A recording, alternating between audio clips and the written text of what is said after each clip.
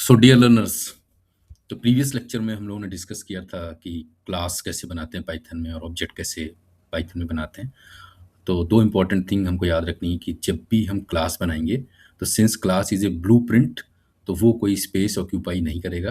लेकिन जैसे ही हम उस क्लास का ऑब्जेक्ट क्रिएट करेंगे तो वो मेमोरी में स्पेस क्या कर लेगा, ऑक्यूपाई करेगा। तो आज हम लोग देखेंगे कि कोई भी ऑब्जेक्ट मेमोरी में स्पेस ऑक्यूपाई कैसे करता है।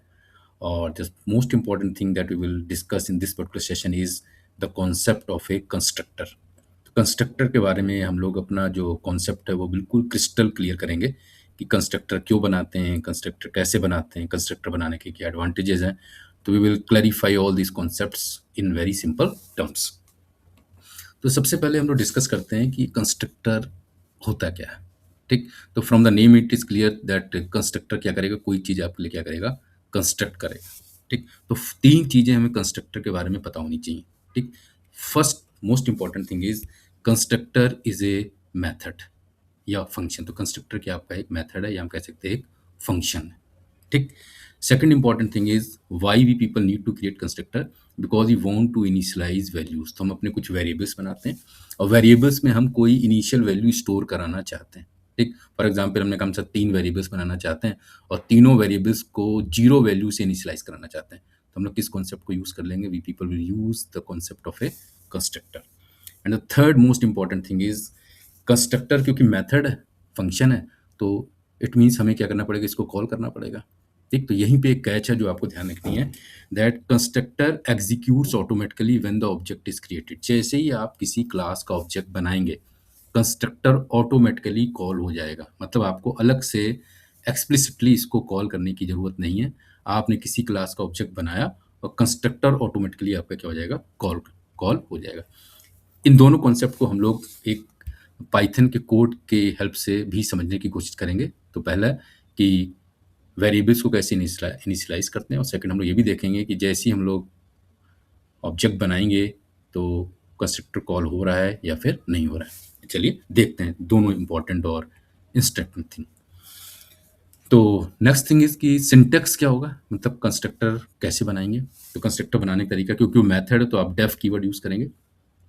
और इनिट, तो इनिट से पहले यह ध्यान रखना ये डबल अंडरस्कोर है, तो double underscore init, again double underscore है। और हम लोगों ने पहले ही पढ़ा था प्रीवियस लेक्चर में कि पाइथन में जितने भी फंक्शन आप बनाएंगे, मेथड बनाएंगे, सब में जो पहला पैरामीटर क्या होगा, सेल्फ होगा। तुमने यहाँ पे सेल्फ दे दिया, कॉलन सिंबल लगाया और यहाँ पे इंडेंटेशन स्पेस देते हुए जितने भी स्टेटमेंट्स, एक या दो स्टेटमेंट्स, वो आप यहाँ पे लिख देंगे। इंपॉर्टेंट चीज़ आपको ध्यान रखनी है, कंस्ट्रक्टर का नाम इनिट होगा, उससे पहले भी डबल अंडरस्कोर आएगा और बाद में भी अंडरस्कोर आएगा। या आप ये भी कह सकते हैं कि जैसे ही आपको इनिट और आगे और पीछे डबल अंडरस्कोर दिखे तो आपके दिमाग में क्लिक होना चाहिए कि oh, it's a constructor of a Python. Next thing है कि कंस्ट्रक्टर, तो मेथड तुम लोग समझ गए, कंस्ट्रक्टर एक मेथड होता है, कैसे बनाते हैं वो भी हमने सीख लिया। सेकंड कॉन्सेप्ट हमने कहा कि constructor are use to initialise variables. हम लोग वेरिएबल्स को इनिशियलाइज करने के लिए इसे यूज करते हैं। ये वाला कॉन्सेप्ट सब लोग ध्यान से समझिएगा, ठीक है, इंपॉर्टेंट कॉन्सेप्ट है। तो हमने सबसे पहले क्लास से स्टूडेंट नाम की क्लास बना दी, उसके अंदर इनिट वर्ड देखते हम समझ गए ये आपका क्या है, ये आपका कंस्ट्रक्टर है। और क्योंकि कंस्ट्रक्टर वेरिएबल को इनिशियलाइज करने के लिए यूज होता है, तुमने क्या लिख दिया, self dot b equal to 20। यहाँ ध्यान रखना है कि जितने भी वेरिएबल्स आप कंस्ट्रक्टर में इनिशियलाइज करना चाहते हैं उन सबसे पहले सेल्फ लगना जरूरी है। ठीक है, तो self dot b equal to 20। ठीक, फिर हमने क्या कर दिया, एक ऑब्जेक्ट 1 बना दिया, एक ऑब्जेक्ट 2 बना दिया। ठीक, और फिर दोनों की वैल्यूज को हमने क्या कर दिया, दोनों ऑब्जेक्ट से बी की वैल्यू को प्रिंट कराने की कोशिश हमने करी। तो चलिए पूरा प्रोसेस समझते हैं। तो सबसे पहली चीज़ आपको समझनी है कि जैसे ही आप किसी क्लास का ऑब्जेक्ट बनाएंगे, ठीक, वो मेमोरी में स्पेस यहाँ पे घेर लेगा। तो हमने किस नाम का देखिए ऑब्जेक्ट बनाया है, अवर ऑब्जेक्ट नेम इज ऑब्जेक्ट 1।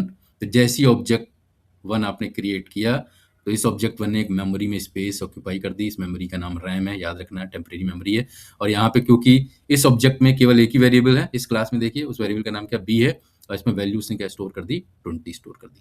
ठीक, फिर हमने एक और ऑब्जेक्ट बना दिया ऑब्जेक्ट 2 नाम से।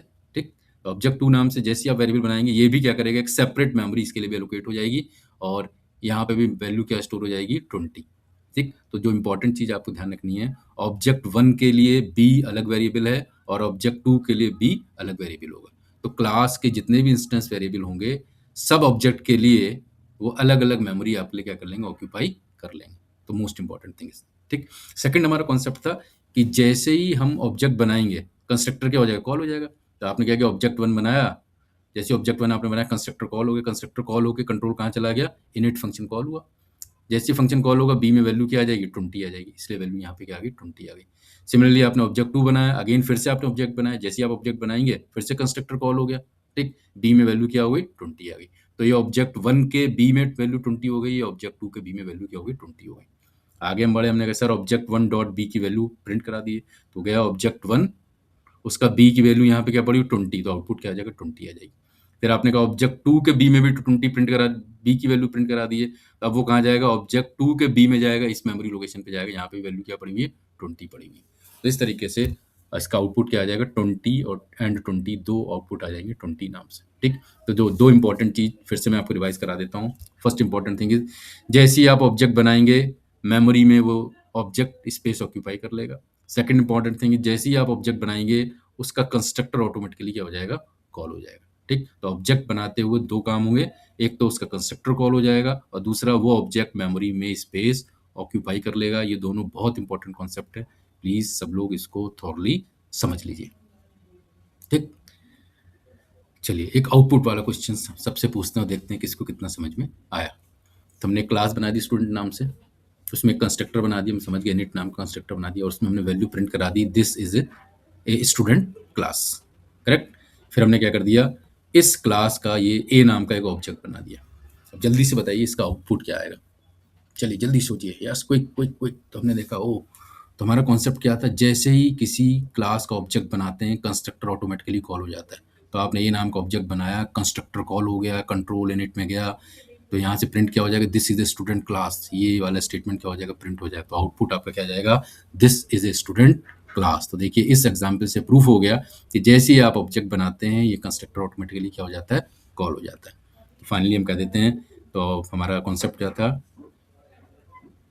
executes automatically when an object is created, constructor executes automatically हो जाता है when an object is created। I hope now everybody concept is clear। तो कंस्ट्रक्टर के केस में तीन चीज हमको याद रखनी है। First important thing is, constructor एक स्पेशल मेथड है।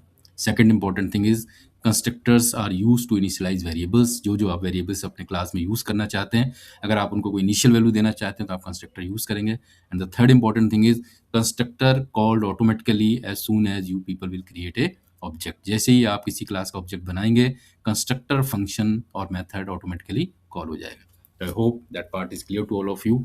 अगर नहीं आया प्लीज इस वीडियो को 2 बार देखिए, 3 बार देखिए, बट ये कॉन्सेप्ट आपका क्लियर होना बहुत इंपॉर्टेंट है। तो that's all for constructor. Thank you, keep learning, keep practising.